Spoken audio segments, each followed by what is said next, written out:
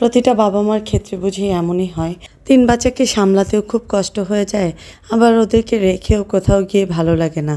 কোথাও বেড়াতে পাঠালেও ঘরটা খুব খালি খালি লাগে। আসসালামু আলাইকুম। 2 দিন ধরে মালিয়ার খুব জ্বর। এর মধ্যে আলবির বাবা কল দিয়েছে, রাতে একটি দাওয়াতে যেতে হবে, সেজন্যই কল দিয়েছে। এর মধ্যে বড় ছেলের পরীক্ষা এর পরের দিন, আর মেয়ের তো জ্বর। তো আসলে চিন্তা করছিলাম এই অবস্থায় কি করব। এই ফার্স্ট টাইম বড় ছেলেকে বাসায় রেখে ছোট ছেলে আর মালিয়াকে নিয়ে দাওয়াতে অ্যাটেন্ড করেছি। যারা রেগুলার আমার ভিডিও দেখেন তারা তো অবশ্যই জানেন আমাদের এলাকার রাস্তার অবস্থা। আসলে রাস্তা রিপেয়ার করার জন্য ভেঙেছিল, কিন্তু কমপ্লিটই হয়নি। রাস্তার অবস্থা এতটাই খারাপ, আমি ভিডিও করতে পারছিলাম না। তো আল্লাহ করতে করতে খারাপ রাস্তাটুকু পার হয়ে অনেকটা ভালো রাস্তায় এসেছি। আমরা এখন রওনা করেছি কসাইবাড়ি রেলগেটের কাছে একটি পার্টি সেন্টারে। এই এলাকায় আগে থাকতাম, অনেকদিন পর এলাকায় এসে আসলে খুব ভালো লাগছে। এখানে এসে নামার সাথে সাথে সবাইকে পেয়ে গেছি। এসে সব পরিচিত মানুষজনের সাথে দেখা হয়ে গেছে। এই যে ভাইয়া, ভাবি, আমার শাশুড়ি, আমার ননাস, সবাইকে নিয়ে যে পার্টি সেন্টারে আমরা চলে এসেছি। আমার হাজব্যান্ডের জ্যাঠাতো ভাই, আমার সম্পর্কে ভাসুর হয়, অনেকদিন ধরেই মেয়ে খুঁজছিল। তো আসলে উনি জাপানে থাকে, হঠাৎ করে ওনার ছুটিও কম, তো হঠাৎ করেই বিয়েটা হয়ে গেছে। তো নতুন বউকে দেখার জন্যই আসলে এই আয়োজনটা। তো আমরা সবাই যে ডিনারের জন্য রাতে সবাই একসাথে হয়েছি, অনেক দিন পর সবাইকে একসাথে পেয়ে সত্যি অনেক ভালো লাগছিল।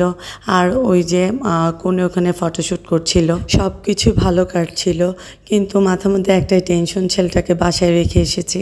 আর এদিকে মালিহারও জ্বর, কিন্তু মালিহা আসার সাথে সাথে অনেকটা উৎফুল্ল হয়ে গেছে, কারণ আসার সময় ওকে ওষুধ খাইয়ে এনেছিলাম, এখন ওর জ্বরটা নেই।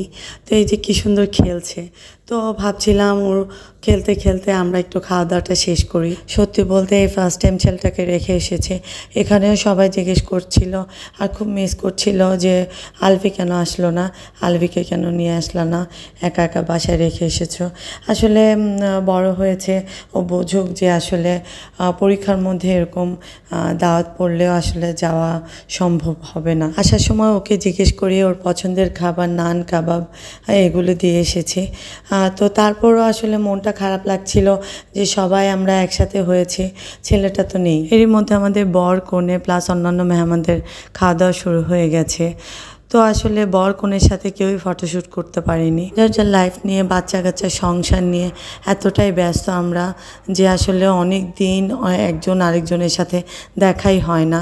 একটা উপলক্ষে সবাই আমরা একসাথে হয়েছি। আমাদের খাওয়া দাওয়ার পর্ব শেষ, এখন মালিহার খাওয়ানোর পালা। যেহেতু ওর জ্বর এসেছে আর সহজে খেতেও চায় না, খুব টেনশন কাজ করছিল, আর ও সব কিছু খেতেও পারে না। তো খুব কষ্ট করে কোনো রকমে একটু খাইয়েছিলাম। যার যার ছোট বাচ্চা আছে তারা তো অবশ্যই জানেন ছোট বাচ্চাকে খাওয়ানো কতটা কষ্ট, খেতেই চায় না। তো যাই হোক, একটু কষ্ট করে খাইয়েছিলাম। আর এর মধ্যে ফটোশ্যুট শুরু হয়ে গেছে, তো আমরাও একটু ছবি টবি তুলে নিয়েছি। অবশ্যই কমেন্টে জানাবেন বাচ্চা কাচ্চা নিয়ে কার কার এমন পরিস্থিতিতে পড়তে হয়েছে। তো এই যে প্রায় 11:30 বেজে গেছে, আমাদের বের হওয়ার পালা। অবশ্যই কমেন্টে জানাবেন ভিডিওটা কেমন লাগলো। তো সবাই ভালো থাকবেন, আল্লাহ হাফেজ।